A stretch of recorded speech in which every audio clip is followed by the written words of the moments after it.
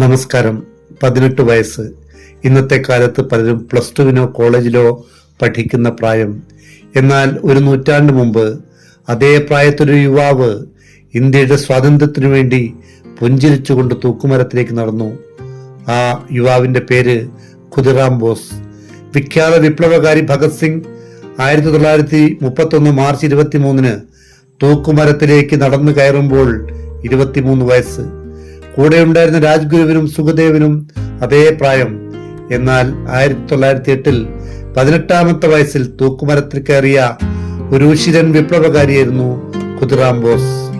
1889 December 3 ബംഗാളിലെ മേദിനിപൂരിൽ ഒരു സാധാരണ കായസ്ഥ കുടുംബത്തിലാണ് ഖുദിറാം ജനിച്ചത്. 5ാം വയസ്സിൽ അമ്മയെയും 6ാം വയസ്സിൽ അച്ഛനെയും നഷ്ടമായി. അതിനുശേഷം മൂത്ത സഹോദരി അപരൂപ റോയിയാണ് വളർത്തിയത്. പക്ഷേ വിധിയുടെ കഷ്ടപ്പാടുകൾ അവന്റെ മനസ്സിനെ തകർത്തില്ല. അത് അവനെ കൂടുതൽ കരുത്തനാക്കി. 1902-3 കാലഘട്ടത്തിൽ മേദിനിപൂരിലെ ദേശസ്നേഹ പ്രഭാഷണങ്ങളും അരവിന്ദ ഘോഷിന്റെയും സിസ്റ്റർ നിവേദിതയുടെയും ആശയങ്ങളും ഖുദിറാമിനെ ആഴത്തിൽ സ്വാധീനിച്ചു. ബ്രിട്ടീഷുകാർ 1905 ബംഗാളിനെ വിഭജിച്ചത് രാജ്യത്ത് കടുത്ത എതിർപ്പിനിടയാക്കി. രാജ്യത്തെ മതത്തിന്റെ അടിസ്ഥാനത്തിൽ വിഭജിച്ച് ഭരിക്കാനുള്ള അവരുടെ തന്ത്രം. അന്നാണ് കൗമാരക്കാരനായ ഖുദിറാമിന്റെ മനസ്സിൽ സ്വാതന്ത്ര്യത്തിന്റെ തീ കത്തിയത്. അവൻ ചേർന്നു ജുഗാന്തർ എന്ന രഹസ്യ വിപ്ലവ സംഘടനയിൽ. പിന്നീട് അനുശീലൻ സമിതിയുമായും ബന്ധപ്പെട്ടു. ബോംബുണ്ടാക്കുന്നത് പഠിച്ചു. അന്നത്തെ ബ്രിട്ടീഷ് മജിസ്ട്രേറ്റ് ആയിരുന്നു ഡഗ്ലസ് കിങ്സ്ഫോർഡ്. ദേശസ്നേഹികളായ യുവാക്കൾക്ക് ചെറിയ കുറ്റങ്ങൾക്ക് പോലും ക്രൂരമായ ശിക്ഷ നൽകുന്നതിൽ അദ്ദേഹം കുപ്രസിദ്ധനായിരുന്നു. അതിനാൽ വിപ്ലവകാരികൾ ഒരു തീരുമാനമെടുത്തു. കിങ്സ്ഫോർഡിനെ വധിക്കണം. ആ ദൗത്യം ഏൽപ്പിക്കപ്പെട്ടത് 2 യുവാക്കൾക്ക്, ഖുദിറാം ബോസും പ്രഫുല്ല ചാക്കിയും. പ്രഫുല്ലയ്ക്ക് ഖുദിറാമിനേക്കാൾ 2 വയസ്സ് കൂടുതലുണ്ട്. കിങ്സ്ഫോർഡ് മുമ്പ് കൊൽക്കത്തയിലെ ചീഫ് പ്രസിഡൻസി മജിസ്ട്രേറ്റ് ആയിരുന്നു. അദ്ദേഹത്തിനെതിരെ ഭീഷണി വർദ്ധിച്ചതിനെ തുടർന്ന് ബ്രിട്ടീഷ് സർക്കാർ അദ്ദേഹത്തെ ഇന്നത്തെ ബീഹാറിലെ മുസാഫർപൂരിലേക്ക് സ്ഥലം മാറ്റി. പ്രഫുല്ലയും ഖുദിറാമും മുസാഫർപൂരിലെത്തി. ജീവന് ഭീഷണിയുള്ളതിനാൽ 4 പോലീസുകാരെ മജിസ്ട്രേറ്റിന്റെ വീടിന് കാവൽ നിർത്തിയിരുന്നു. ഹരേൻ സർക്കാർ എന്ന പേരിൽ ഖുദിറാമും ദിനേശ് ചന്ദ്ര റോയ് എന്ന പേരിൽ പ്രഫുല്ലയും അവിടെ എത്തി. പോലീസ് തിരിച്ചറിഞ്ഞില്ല. അവർ അവിടെ ഒരു സത്രത്തിൽ താമസിച്ചു. കിഷോരി മോഹൻ ബന്ധോപാധ്യായ ആയിരുന്നു സത്രത്തിൽ നടത്തിപ്പുകാരൻ. മജിസ്ട്രേറ്റിനെ വധിക്കാൻ തക്ക അവസരം നോക്കി 3 ആഴ്ചക്കാലമായി അവർ അവിടെ കഴിയുകയാണ്. സ്കൂൾ കുട്ടികളുടെ യൂണിഫോമിൽ ഇരുവരും യൂറോപ്യൻ ക്ലബിന്റെ മുന്നിലുള്ള പാർക്കിൽ പോയി. യൂറോപ്യൻ ക്ലബ്ബ് ബ്രിട്ടീഷ് ഉദ്യോഗസ്ഥരും അവരുടെ കുടുംബാംഗങ്ങളും വൈകുന്നേരങ്ങളിൽ ഒത്തുകൂടുന്ന കേന്ദ്രമായിരുന്നു. 1908 ഏപ്രിൽ 30 അന്ന് രാത്രി കിങ്സ്ഫോർഡ് യൂറോപ്യൻ ക്ലബിലുണ്ടായിരുന്നു. രാത്രി 8:30 ഒരു കുതിരവണ്ടി ക്ലബിൽ നിന്ന് പുറപ്പെട്ടു. അത് കിങ്സ്ഫോർഡിന്റെ വണ്ടിയാണെന്ന് കരുതിയാണ് ഖുദിറാമും പ്രഫുല്ലയും ബോംബെറിഞ്ഞത്. പ്രഫുല്ല, get ready for India. Yes, Khudiram, throw it now. ഉഗ്ര സ്ഫോടനം ഉണ്ടായി. എന്നാൽ ആ വണ്ടിയിൽ ഉണ്ടായിരുന്നത് ബാരിസ്റ്റർ പ്രിങ്കിൾ കെന്നഡിയുടെ ഭാര്യയും മകളുമായിരുന്നു. മകൾ ഒരു മണിക്കൂറിനകം മരിച്ചു. മെയ് 2-ാം തീയതി ഭാര്യയും. ഖുദിറാമും പ്രഫുല്ലയും 2 വഴികളിലോടി. രാത്രി മുഴുവൻ നടന്ന് വിശപ്പും ദാഹവും ക്ഷീണവും മാത്രം കൂട്ടായി ഖുദിറാം പുലരുമ്പോൾ വെയ്നി റെയിൽവേ സ്റ്റേഷനിലെത്തി. അപ്പോഴേക്കും 25 മൈലുകൾ നടന്നു കഴിഞ്ഞിരുന്നു. അവിടെ ഒരു ചായക്കടയിൽ നിന്ന് ഒരു ഗ്ലാസ് വെള്ളം ചോദിച്ചു. 2 പോലീസുകാർ അവിടെ നിൽക്കുന്നുണ്ടായിരുന്നു.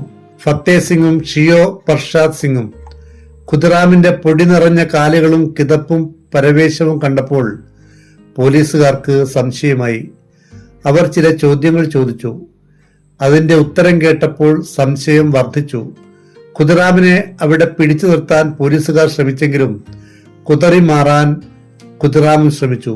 അപ്പോൾ ഖുദിറാമിന്റെ അരയിൽ ഒളിപ്പിച്ചു വെച്ചിരുന്ന 2 റിവോൾവറുകളിൽ ഒന്ന് നിലത്തു വീണു. മറ്റേത് എടുത്ത് പോലീസുകാർക്കെതിരെ നിറയൊഴിക്കുന്നതിന് മുമ്പ് ഒരു പോലീസുകാരൻ പുറകിൽ നിന്ന് 2 കൈകളും ചേർത്ത് അമർത്തി പിടിച്ചു കഴിഞ്ഞു. അതിൽ നിന്ന് രക്ഷപ്പെടാൻ ഖുദിറാമിന് കഴിഞ്ഞില്ല. അദ്ദേഹത്തിന്റെ കയ്യിൽ 30 രൂപയും ഒരു റെയിൽവേ മാപ്പും റെയിൽവേ ടൈം ടേബിളും ഉണ്ടായിരുന്നു. പോലീസുകാർ ഖുദിറാമിനെയും കൊണ്ട് സ്റ്റേഷനിലേക്ക് പോയി.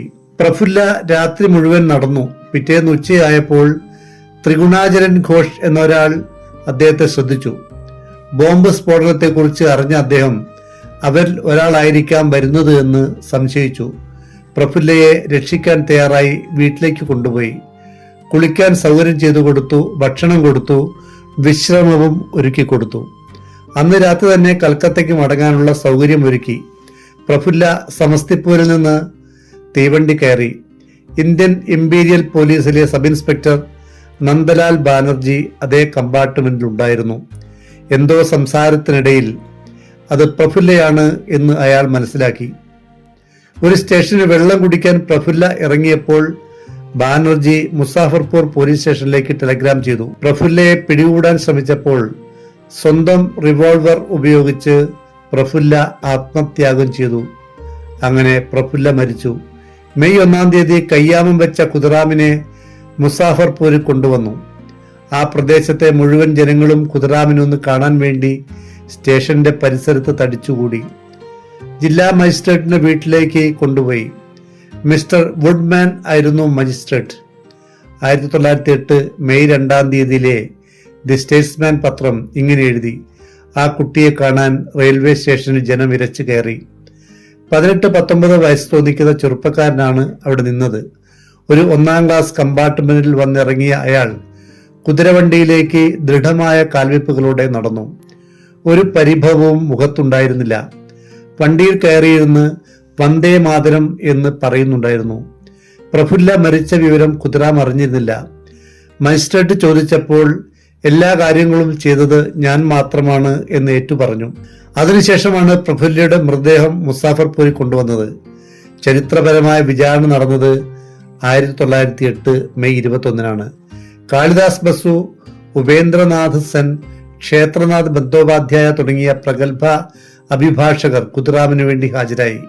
ശിക്ഷ വിധിക്കുന്നത് ജൂൺ 13-ലേക്ക് മാറ്റിവെച്ചു. അതിനിടയ്ക്ക് ജഡ്ജിക്കും പ്രോസിക്യൂട്ടർക്കും അജ്ഞാത കത്തുകൾ ലഭിച്ചു. അതൊരു ഭീഷണി കത്തായിരുന്നു. അതിൽ പറയുന്നത്, കൽക്കത്തയിൽ നിന്ന് ഒരു ബോംബ് കൂടി വരുന്നുണ്ട്, അത് നിങ്ങൾക്ക് വേണ്ടിയുള്ളതാണ്. ഇത്തവണ നിങ്ങളെ കൊല്ലുന്നത് ബീഹാറികളായിരിക്കില്ല, ബംഗാളികളായിരിക്കും എന്നായിരുന്നു. പ്രായം പരിഗണിച്ച് ഖുദിറാമിനെ തൂക്കിക്കൊല്ലാൻ വിധിക്കില്ല എന്നാണ് എല്ലാവരും കരുതിയതെങ്കിലും തൂക്കിക്കൊല്ലാൻ തന്നെയായിരുന്നു വിധി. വിധി കേട്ടപ്പോൾ ഖുദിറാം പുഞ്ചിരിക്കുകയായിരുന്നു എന്നാണ് റിപ്പോർട്ട്. അത് കണ്ടപ്പോൾ ഈ വിധിയുടെ അർത്ഥം നിങ്ങൾക്കറിയാമെന്ന് ജഡ്ജി ചോദിച്ചു. തീർച്ചയായും എന്നായിരുന്നു മറുപടി. നിങ്ങൾക്ക് ഇനി എന്തെങ്കിലും പറയാനുണ്ടോ എന്ന് ചോദിച്ചു.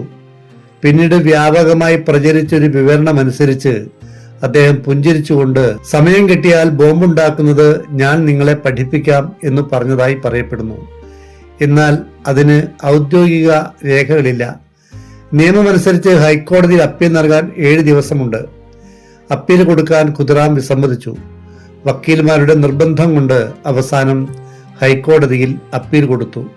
തൂക്കിക്കൊല്ലലിനു പകരം ജീവപര്യന്തം കിട്ടിയാൽ ഇന്ത്യ സ്വതന്ത്രമാകുമ്പോൾ നിങ്ങൾക്ക് പുറത്തു വരാമല്ലോ എന്ന് അഭിഭാഷകർ പറഞ്ഞു.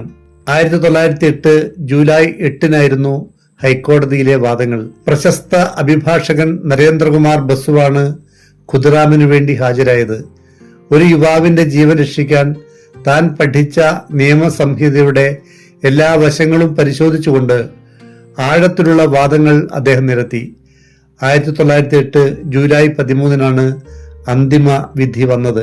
അപ്പീൽ തള്ളിക്കൊണ്ട് വധശിക്ഷ ശരിവെക്കുകയായിരുന്നു. 1908 ആഗസ്റ്റ് 11 രാവിലെ 6 മണി. ജയിലിനുള്ളിൽ നിശബ്ദത. എന്നാൽ ജയിലിന് പുറത്ത് ആയിരക്കണക്കിന് ജനങ്ങൾ. ഒരു 18-കാരൻ ഉറച്ച കാൽവെപ്പുകളുടെ പുഞ്ചിരിച്ചുകൊണ്ട് തൂക്കുമരത്തിലേക്ക് നടന്നു എന്ന് ആനന്ദബസാർ പത്രിക പിറ്റേ ദിവസം എഴുതി.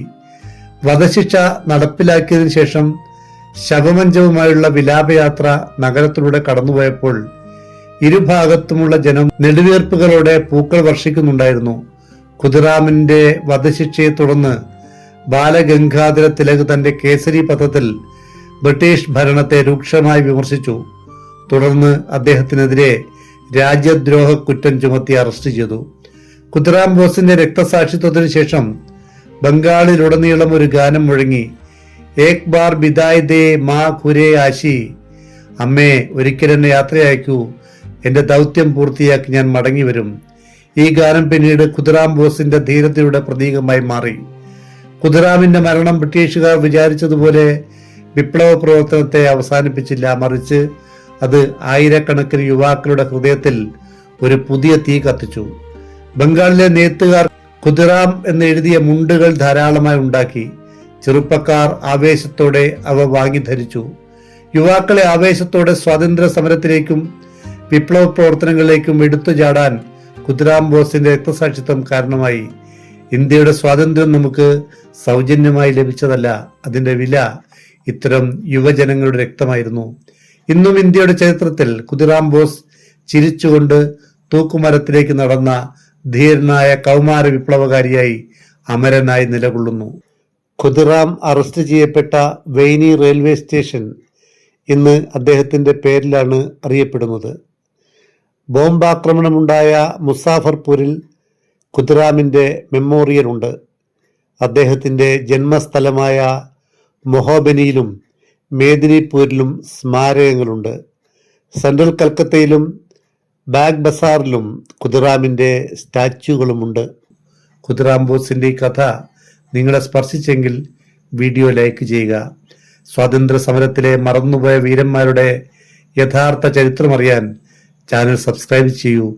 നിങ്ങളുടെ അഭിപ്രായം കമന്റായി രേഖപ്പെടുത്താനും മറക്കരുത്. നന്ദി.